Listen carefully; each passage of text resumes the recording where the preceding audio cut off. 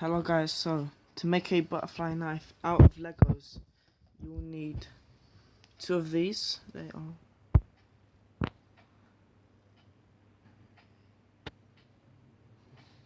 13 holes long, one 6 holes long, and you need two of them, 1/6 for one, three of them, one of them,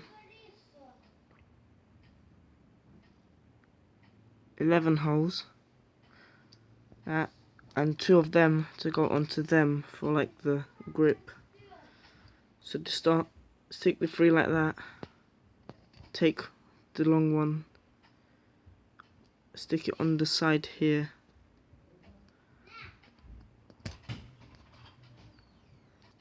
so you should have a shape that looks like that.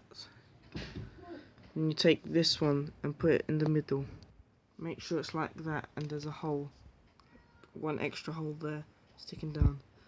Then you take that and put them here down the sides, and then you put them there, and that's it.